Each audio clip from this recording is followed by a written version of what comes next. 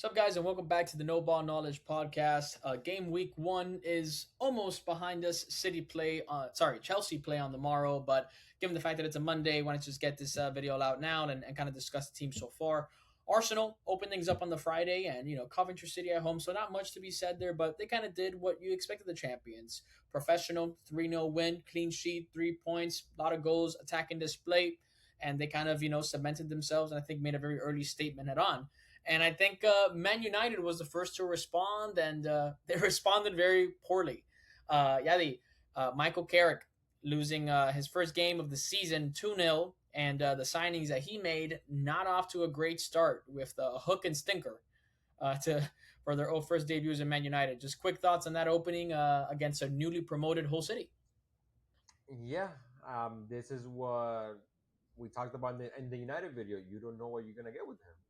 Yeah. I feel like a lot of people were coming in here because he had a somewhat decent first couple of games, thinking that this guy was gonna just walk around the Premier League and just beat everybody. It doesn't work that way. He's pretty much like, let's be honest, he's pretty much a brand new manager because now it's a brand new season.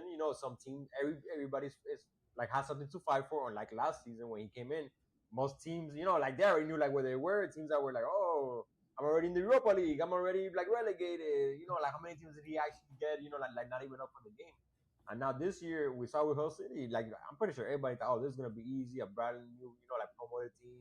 They're gonna go in there and take care of them, and this is the Premier League. That was a good wake up call for them. Hopefully, now we're gonna see if last season was a fluke or if he was for real. But definitely a bad start. I'll tell you that. Yeah, it took the words right out of their mouth. Now they actually have something to fight for. There is pressure now, and there's a difference playing a pressure versus playing without it. Tottenham kind of responded and said, "Hey, you know what, Man United, you're gonna lose 2-0. Well, I'm gonna do you one even better. I'm gonna lose by a lot more than that. I think they lost 3-0, and very, very, very poor game from them. And it looks like the same old Spurs. Yeah, the same old Spurs. We talked about how they might be the surprise of the season, and it seems like, well, they surprised us, but not in the way that we thought. Yeah. Terrible start, and nothing was clicking for them. The defense was exposed, and that's where the majority of the investment were. It looks like they're going to get both Savinho and Marmouche, but it wasn't necessarily a lack of creative threat up top. It was how leaky they were at the back. So I mean, will the likes of Savinho and Marmouche really improve them, or is there something deeper going on at this club, or is it just too early to tell? Like you said, I mean, I don't see those guys playing in center back and fullback unless we get something crazy. So I mean, are they going to improve them? I mean, like, let's be honest, Javi, and I want to ask you like this question. Of course, they're wasting a lot of money, but are those guys that you even look at and you say, oh yeah, those are for sure starters in our team? Like, they have good, like decent players up top, right? I mean, I feel like their problem pretty much is just coming in with, like the whole team, the whole structure. I feel like everybody likes Deserby, right? Like he did a good job when he was in the Premier League like years before. And I'm not gonna lie to you, I was actually expecting them to win like the game on Saturday. I thought it was gonna be one of those games where like they actually like come in and you say from the start, wow, this is a different Spurs team. But I couldn't have been more wrong. Like it was the same old Spurs team, and they lost 3-0, and it could have been 4-0 because and they missed a penalty. So Yep. I mean, yeah, I mean, I guess keep wasting money and maybe something will happen. I don't know where, but yeah, this team is just this is bad. Very, very poor start, and let's see if they'll be able to turn it around because that was an absolute embarrassment. You want to guess very quickly how many shots Brentford had? Total shots, Yeah, let's say 16. 24. 24 shots. Wow. Yeah, not a good day at the office for them at all. After them, City played, and Maresca, God knows what he was trying to do. This guy was playing a midfield pivot of both Gehi and Anderson, and then O'Reilly and Rico Lewis in the midfield or slash wingers, kind of like a hybrid in between. And yeah, this to me is clearly a guy that still does not know what his best team is. And now listen, they had a lot of players that were away at the World Cup, fair enough. But the fact that you are experimenting, playing that many players out of position, that doesn't really make a lot of sense to me. Shirky on the bench, a lot of other players on the bench. I can't really make sense of it.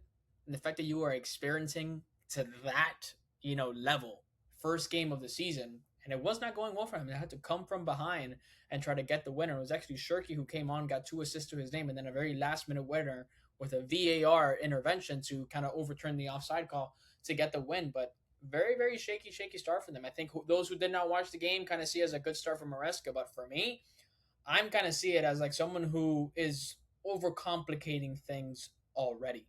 Now they did go ahead and make the signing of Boati, so I think that's going to go ahead and make it a lot easier for them to kind of let the players pick themselves.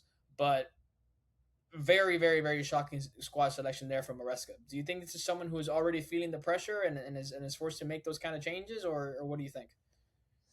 Honestly, I'm gonna give him the benefit of the doubt. I think pretty much for every team, unless you're just a super established team like Arsenal, I think you should give every team on the benefit of the doubt until like the transfer market is closed, and especially given the fact that City has so many players at the World Cup. That's the only reason I'm gonna give this guy on the benefit of the doubt when it comes to the 11, when it comes to the playing style.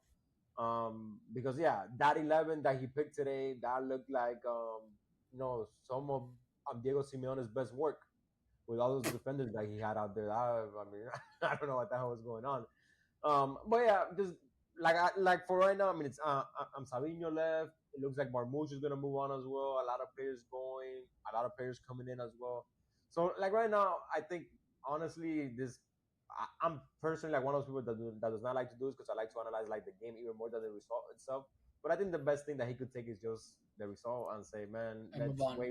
let's wait for everything to clear for us to have our actual squad that we're gonna play with like this season, and then we could draw conclusions. And then obviously, if he keeps doing that after like the transfer window's closed, then he might get a call from some type of terrorist organization because that lineup that he put was something. Fair enough. And Liverpool went ahead and played Newcastle. Last minute penalty for Szoboszlai, put it away. Good results, overway at St. James's Park, but I think Newcastle was by far the greatest team. Not the greatest start from Areola in terms of what we want to be seeing from a free flowing attacking side where everything is clicking. But to be honest with you, yeah, a lot of players there that kind of made me question whether or not they're even good enough. That right winger situation needs to be resolved. The midfield seems to be lacking something.